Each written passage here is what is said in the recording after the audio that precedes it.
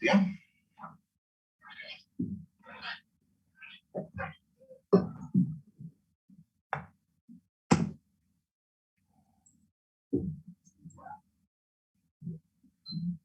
Si habláramos de dolor abdominal, ¿cuál creen que tendría que ser quizás una de las patologías que tengamos que descartar en primera instancia? Que puede llegar a ser muy importante, porque si no lo detectamos puede complicarse el estado del paciente. ¿Cuál creen que pueda ser? A ver, allá dice apendicitis, peritonitis, ¿qué más? Colangitis, ¿qué más?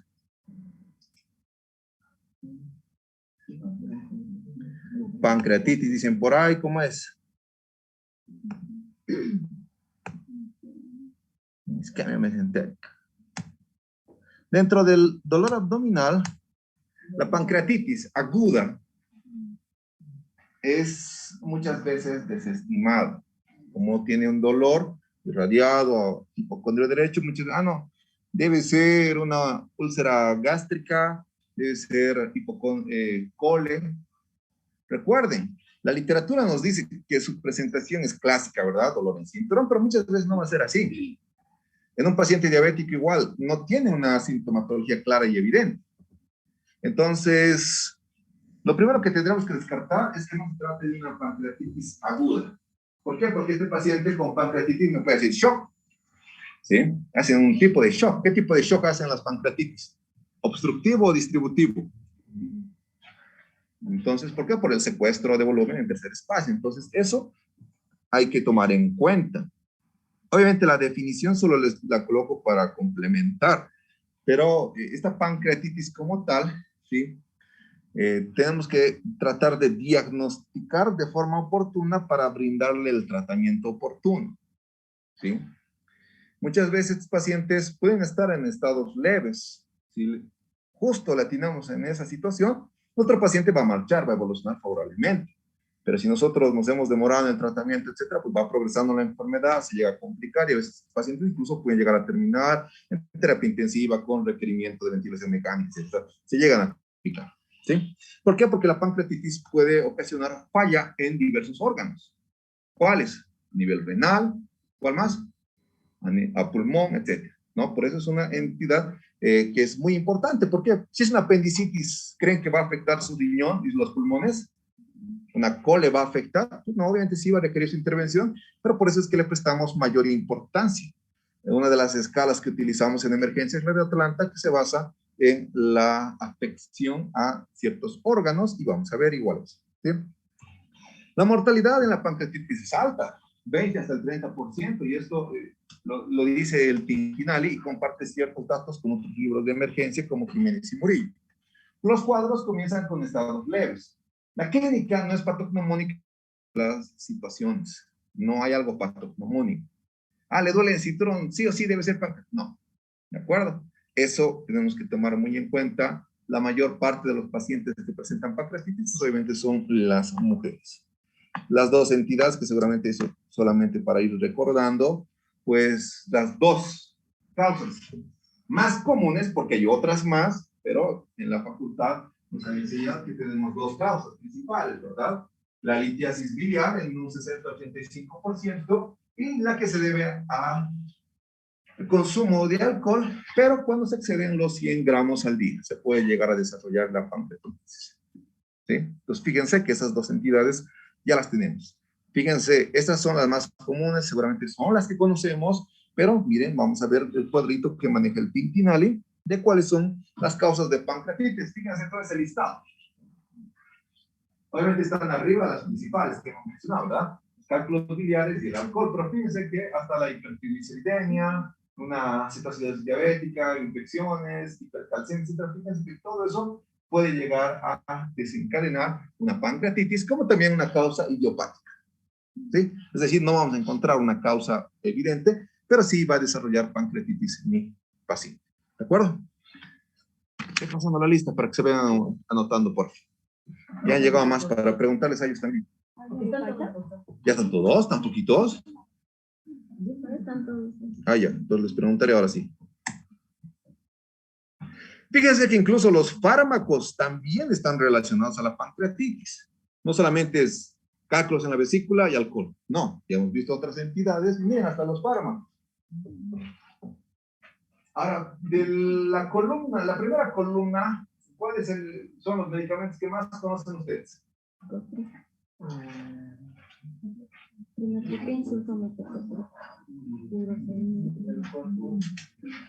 Y me van a avisar en la siguiente clase cómo es que la furosemida produce pancreatitis o cómo se relaciona con la pancreatitis, porque la furosemida es un medicamento que sí lo utilizan bastante, ¿no? Pues vean que tenemos un montón de medicamentos. Hay medicamentos para las convulsiones, hay antibióticos, hay analgésicos, corticoides. De la otra columna también incluso tenemos medicamentos para la diabetes, la metformina, miren, paracetamol, antihipertensivos, enalapril, siguen los diuréticos, la hidroclorotiazida, ¿no? Entonces fíjense que también hay un listado grande de medicamentos, por eso es importante averiguar qué medicamentos está consumiendo el paciente. ¿Por qué? En base a eso vamos a poder también descartar que se debe simplemente a eso, ¿sí? En cuanto al diagnóstico, ¿cómo llegaríamos a diagnosticar, Esther, una pancreatitis? Bien, la clínica. Bien, ¿qué más? Ya. ¿Qué le solicitarías?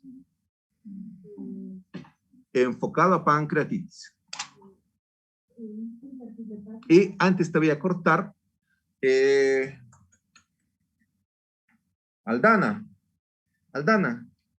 ¿qué elementos utilizamos para hacer nuestra evaluación de los criterios de Ramsson?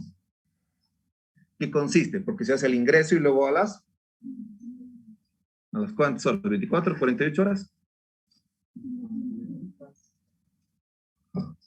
A ver, vayan recordando, vayan recordando. Ahora sí vamos a volver, Esther. Entonces, luego nos va a decir Aldana cuáles son los elementos que se van descartando en los criterios de Ramsson al ingreso. Pero tú ya le has pedido. ¿Qué le vas a pedir? Ya. Ya. Para descartar que no sea una causa biliar, ¿está bien? ¿Qué más?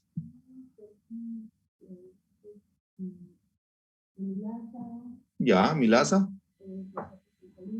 Ya.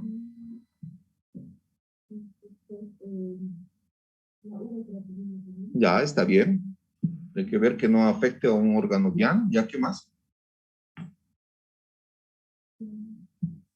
Yo te pregunto, ¿qué electrolitos le pedirías?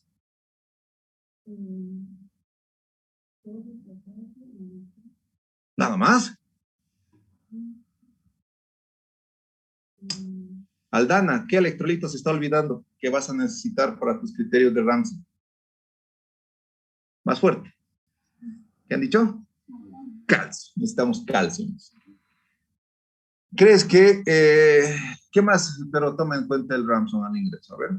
¿Creen que sea necesario solicitar una gasometría? ¿Le pido la glicemia más? ¿Y la gaso? ¿Le pido o no le pido? ¿Qué dicen? ¿Una arterial, una venosa? ¿Qué le pido?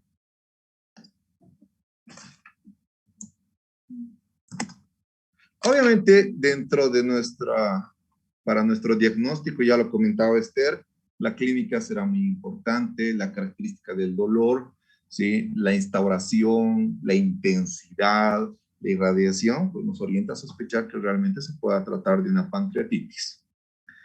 Ya en los estudios complementarios, obviamente, entre lipasa y amilasa, la lipasa siempre es mejor, pero son estos estudios los que debemos solicitar para poder encontrarnos una pancreatitis y obviamente estudios complementarios, tal vez inicialmente una ecografía, pero no va a haber cambios al inicio. Por eso es que incluso la tomografía se recomienda a partir de las...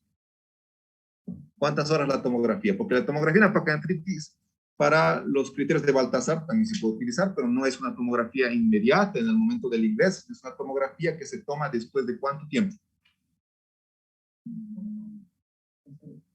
Tomas 24, 48 horas. Vayan a recordar porque todo eso ya lo hemos visto en pregrado. Ahora, en cuanto al dolor abdominal, no hay donde quizás hacer mayor énfasis. Obviamente el dolor es el síntoma principal, pero hay un pequeño grupo de pacientes entre el 5 y el 10% que no va a referir dolor abdominal y que sí va a cursar con pancreatitis. ¿Cuánto es lo máximo que han visto de amilasa?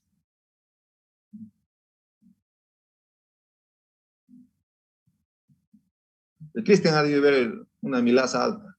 Cristian, ¿cuánto? Y tan poquito, ¿no? Muy poquito es. ¿Cuánto es lo máximo que han visto? Yo lo máximo que he visto ha sido 4.500 de amilasa.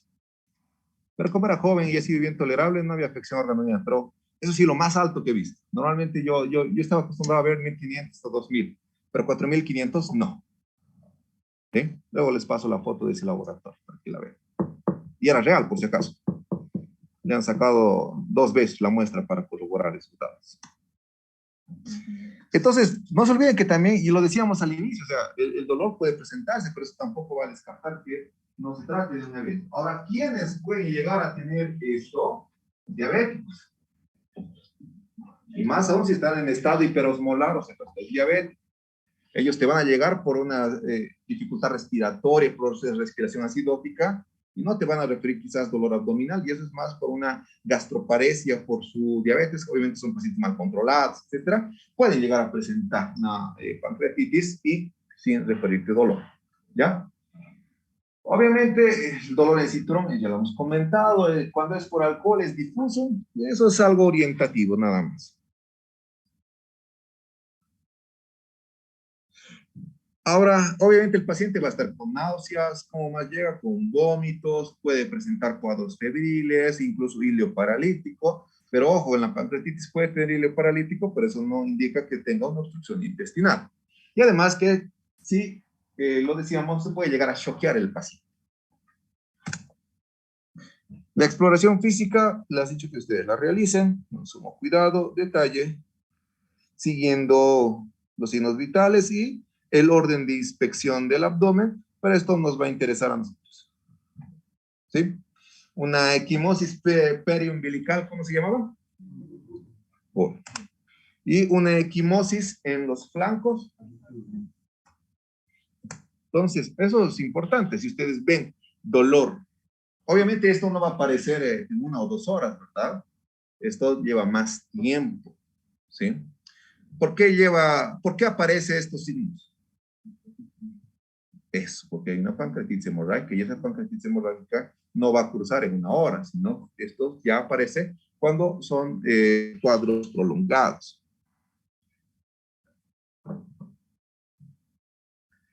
Bien, laboratorio, ya hemos dicho, ¿verdad? Le vamos a pedir hemograma, perfil, amilasa, lipasa, electrolitos y una gasometría.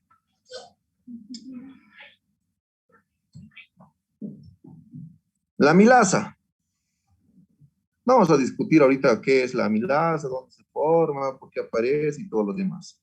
Lo que sí me interesa es que para la pancreatitis puede demorarse la amilasa hasta 12 horas en aparecer en este paciente con pancreatitis. ¿Sí? No, la elevación de la amilasa tampoco va a ser un dato patognomónico y en teoría es lo que Cristian nos decía, ¿verdad? Cuando tengamos por lo menos 3 veces elevado su valor normal, podemos llegar a comenzar a sospechar de que se trate de pancreatitis. ¿Sí? Pero en algunos, incluso en el 10% de los pacientes con pancreatitis les puede dar amilasa normal, pero la lipasa sí va a estar alterada. También puede haber falsos negativos, y eso es lo que acabamos de decir.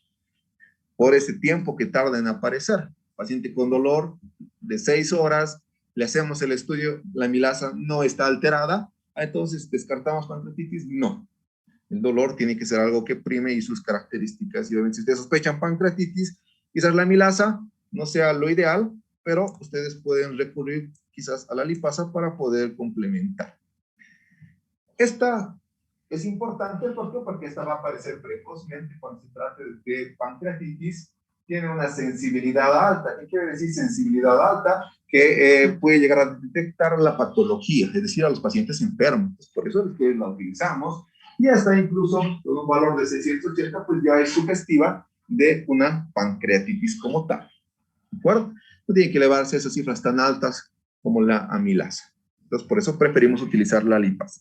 Si ustedes no están seguros, su amilasa está normal, pueden recurrir a la lipasa.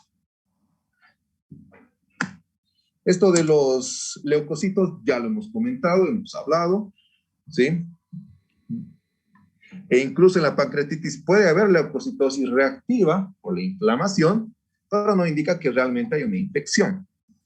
Puede haber azoados elevados cuando llega a afectar órgano diana, principalmente riñón, la creatinina pues va a ir incrementando su valor.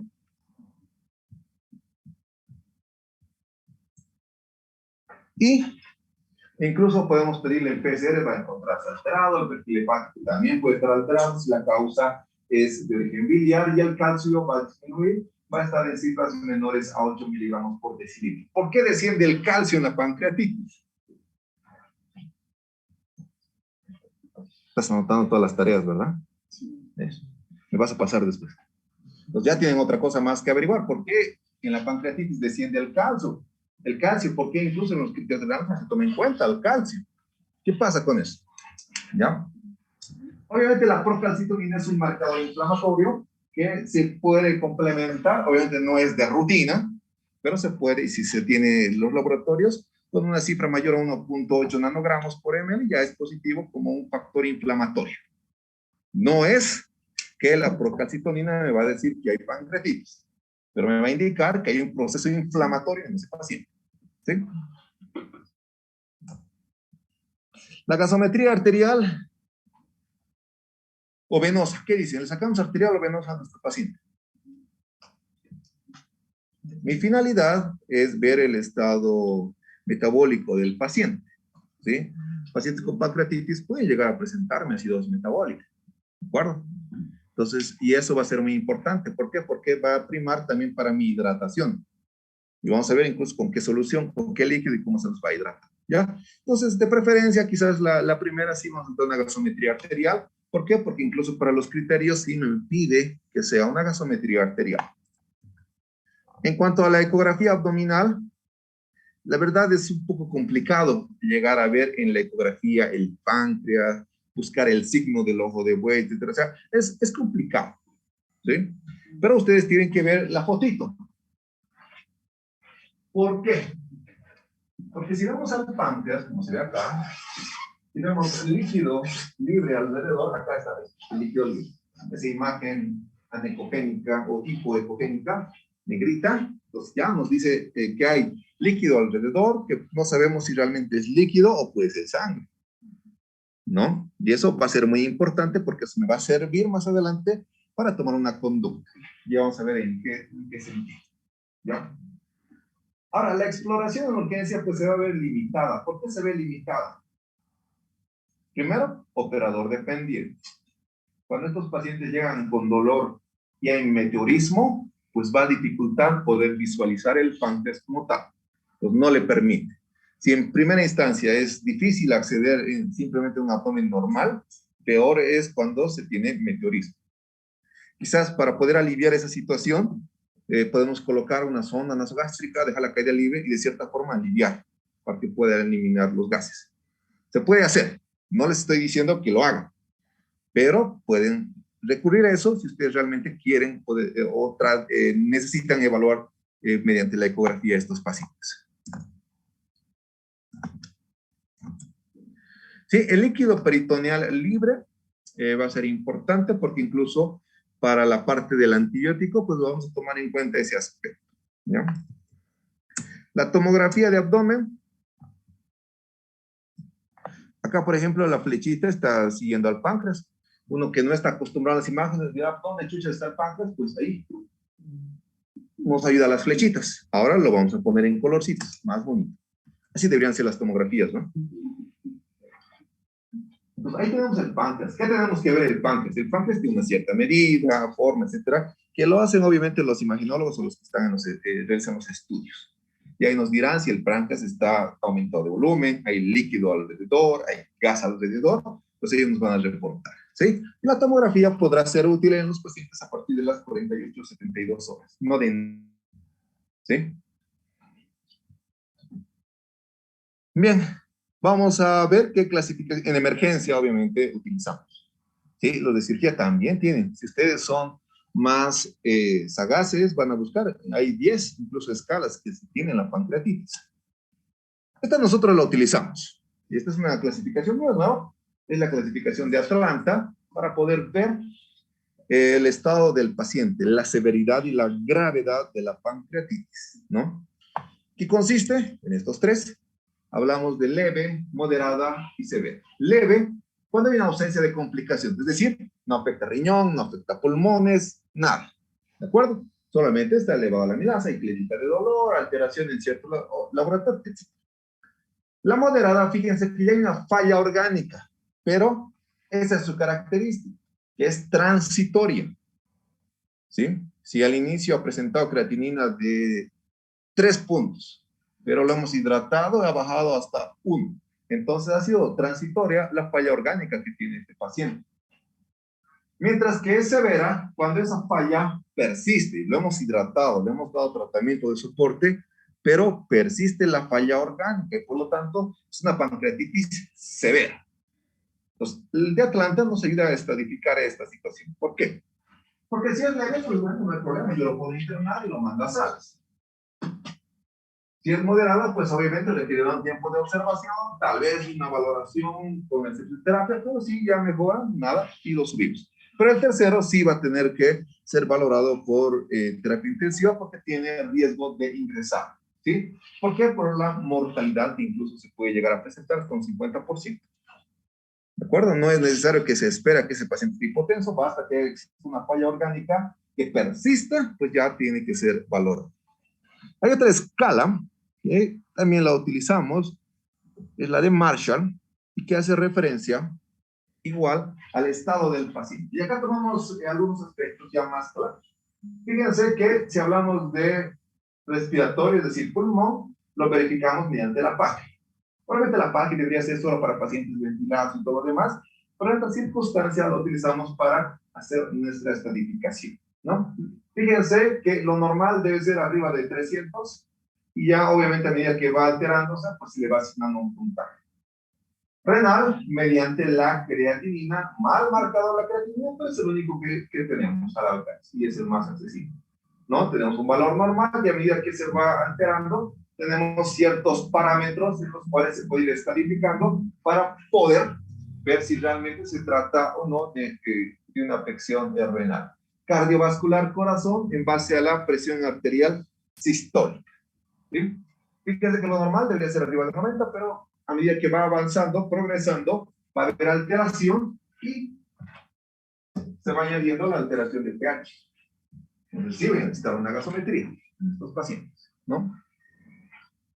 Vamos a ver que incluso un puntaje igual o mayor a 2, pues ya estamos hablando de un paciente con afección en órgano o tiene un fallo orgánico. Y eso obviamente va a aumentar mi mortalidad. ¿Sí? Fíjense, 3 aspectos: pulmón, riñón y corazón. La de VISA es igual, solo para ir complementando, toma algunos aspectos. Toma el valor del nitrógeno ureico, el estado del paciente, si está consciente, desorientado, somnoliento, e incluso toma parte del CIRS. El CIRS se utilizaba antes del QISO. Todavía puede servirme para utilizar para este escape. ¿Sí? La edad del paciente, como también si existe alteración a nivel de los pulmones. Fíjense que la mortalidad es alta a partir de un puntaje de 3 o mayor a 3. Entonces, con que ustedes tranquilamente realicen esta primera escala, la de Atlanta, pues ya, con eso puede ser suficiente para ver el estado de gravedad del paciente y eso les va a ayudar a optimizar el tratamiento. Fíjense que no he colocado las otras escalas, la de Ramson, la de Baltasar, porque si ya es para la evolución, si no les he mostrado las que usamos en emergencia.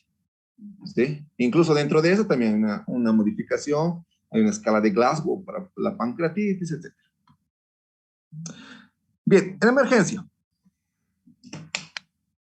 Estas guías para el manejo de la pancreatitis son del 2018 y es de la Asociación Americana de Gastroenterología.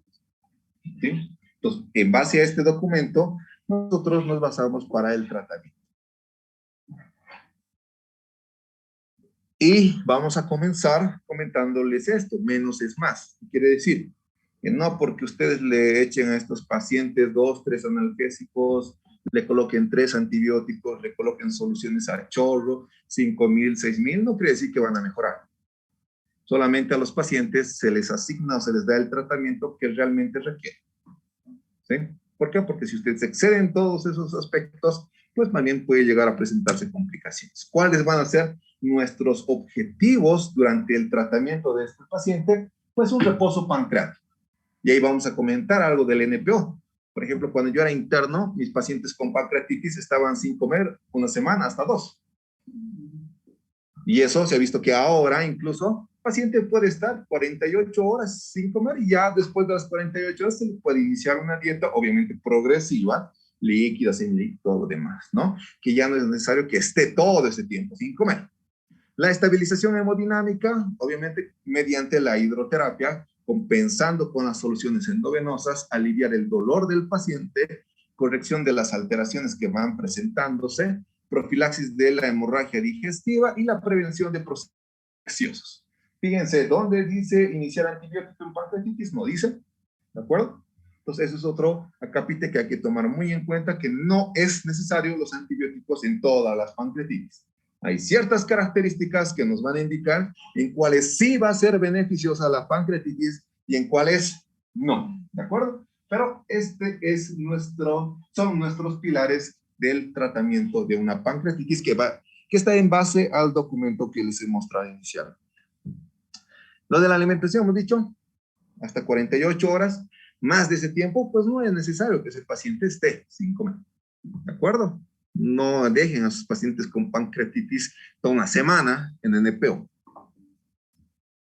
Y no necesita estar en NPO. Lo clásico que ya hemos mencionado, a estos pacientes hay que valorar si realmente va a ser un paciente que me va a colaborar, me va a poder apoyar. ¿Por qué? Porque yo durante la hidratación, desde el inicio hasta que esté en la emergencia, tengo que verificar la diuresis.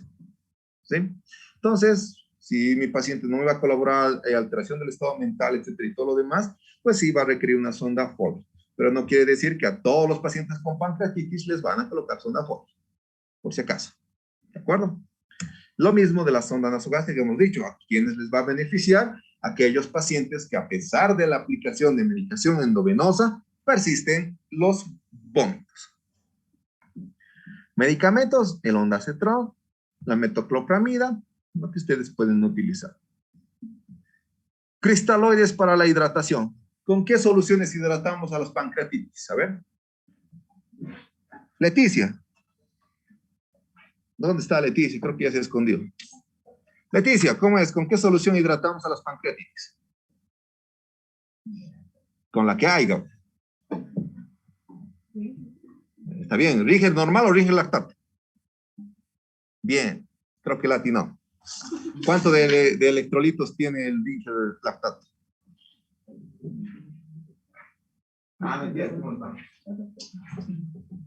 Miren, este documento, yo fíjense, este es 2011. Ni siquiera es algo antiguo, digo algo nuevo. Ya se lleva hace más de 10 años atrás, de que la solución que es más adecuada para utilizar en los pacientes con pancreatitis es el Ringer lactato. En comparación con la solución salina, pues es el Ringer lactato. ¿Por qué el Ringer lactato tiene una tendencia un poquito más a ser hipotónica y de cierta forma, por sus componentes, permanece más en el intravascular? Recuerden que la pancreatitis de paciente requiere líquido, está deshidratado, seco, entonces ahí puede ayudarles mejor, ¿de acuerdo? No es que tengan que combinar fisiológico. Una vez vi una indicación de un servicio, no voy a decir que estaba fisiológico para 2 horas, Ringer para 4, fisiológico para 6. ¿Sí? Ahora, ¿por qué insistimos tanto en esto? O sea, si tenemos guías, protocolos que nos mencionan que el Ringer lactato es adecuado, es lo que se debería manejar, y a pesar de eso, Shirley quiere utilizar fisiológico, ¿qué le hago? ¿Le pego con la regla? No, No hay Ringer. Ya, bueno, si no hay Ringer, ya pues usaré fisiológico, ¿de acuerdo? Pero si ustedes tienen guías, protocolos que ya les dicen qué hacer, no puedes decir, no, a mí, yo creo que le va a ir mejor con fisiológico. No, ya tienes todo, ya, no hay nada que inventar, ya tienes, ya está todo, prácticamente. Solo hay que reforzar las cosas, pero ya está. Y como les digo, no es algo nuevo, no es el único estudio, ustedes van a encontrar más documentación que habla sobre la fluidoterapia. Ahora, ¿cuánto debemos pasar de líquido a estos pacientes? Y le hemos dicho, guiado en parámetros de reanimación, vena cava, la curva de fletismografía, no tengo esos elementos, etcétera, pues bueno, por lo menos los signos vitales. Que la frecuencia cardíaca esté en menos de 120 y mi presión arterial media por lo menos se encuentre entre 65 y 85, ya son parámetros de reanimación que me están indicando cuánto de líquido tengo que pasar a mi paciente, ¿sí? Puede ser que algún paciente vaya bien con un plan de 4.000 en 24 horas, otro con 6.000 en 24 horas, o otro paciente con 2.000 en 24 horas y van a marchar bien, porque es lo que su cuerpo necesita, ¿sí? Otro objetivo es que debemos tratar de mantener nuestra diuresis en 0.5 ml kilogramo hora. Tiene que estar más, ¿sí? Esos son nuestros objetivos. Si no tenemos ecografía y todo lo otro, pues ya, con esto por lo menos nos podemos guiar en hospitales de recursos limitados, ¿sí? Bien, eso en cuanto a la hidratación. Porque alguna vez igual nos dicen, no, hay que hidratarnos 30 ml por kilogramo, ¿sí? Se le da lo que necesita, nada más. Dolor. Puede ser una opción, el metamizol 2 gramos, luego el tramadol, fentanil y meperidina. Normalmente, ¿qué nos ha dicho? Los derivados opioides son ideales, pero el metamizol no es un derivado opioide, ¿verdad? Pero puede servirme en la parte analgésica. ¿Por qué? En nuestro medio no estamos acostumbrados a utilizar el fentanil. Por ejemplo, en Argentina nosotros utilizamos los rescates de fentanil. ¿En qué consistía? Agarrábamos 4 cc's de una ampolla de fentanil de 10 ml y los diluíamos hasta 10 con fisiológico y el paciente cada vez que reportaba dolor lo pasábamos un cc. Y esos son los rescates de fentanil. Deberíamos poder hacer acá, pero se limita, ¿sí? Por ejemplo, Cristian, para sacar fentanil en el hospital, ¿qué tenemos que hacer? Primero no nos van a dar fentanil a emergencia. No nos van a dar. No nos dan, ¿verdad? No nos dan a nosotros, entonces no podríamos utilizar. Pero tengo tramadol. Con tramadol hay que tener cuidado. Si le pasamos de forma abrupta, rápida, ¿qué va a pasar? Náuseas, cosas. Y la presión también puede caer. Entonces le puedo pasar tramadol, que es lo más accesible que tenemos, pero lento, diluido, y si se prefiere en una hora por lo menos, 50 o 100. ¿Ya? Si no mejora, pues usamos fentanil, 20, 25 microgramos. Obviamente, meperidina acá en nuestro medio es difícil conseguir, prácticamente no hay, ¿sí? O incluso si un paciente está muy, muy álgico, morfina podríamos utilizar, ¿sí? Pero no en todos los pacientes con pancreatitis, estados graves, críticos, ahí sí podría utilizar. Nos recomiendan la profilaxis para evitar las hemorragias digestivas, sí, porque la pancreatitis produce un estrés en el organismo como tal. Entonces, el omeprazol y el pantoprazol, pues son buenas opciones. ¿Por qué? Porque estas se pueden administrar una vez al día. Y la parte más controvertida, otra vez llegamos a los antibióticos. Ayúdame a leer, porfa, y Daniel.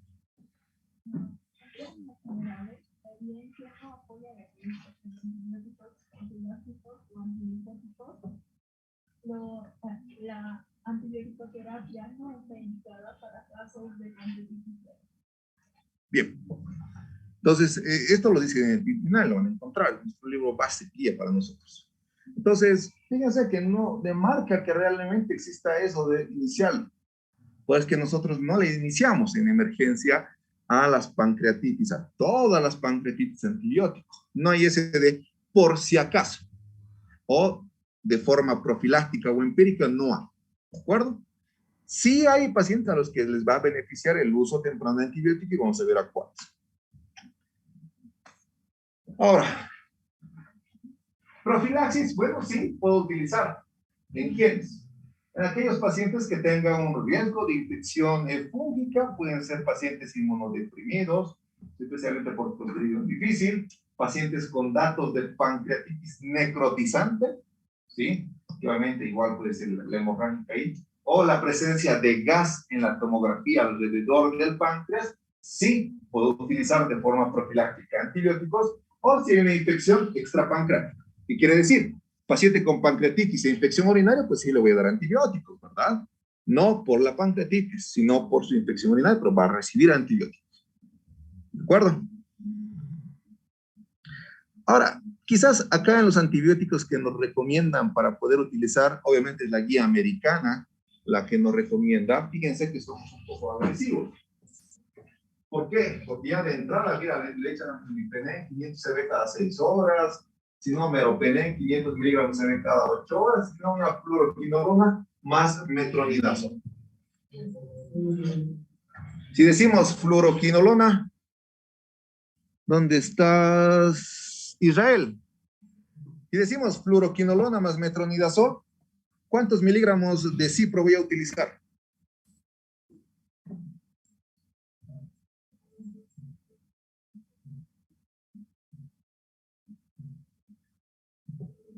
¿Qué dices, Israel?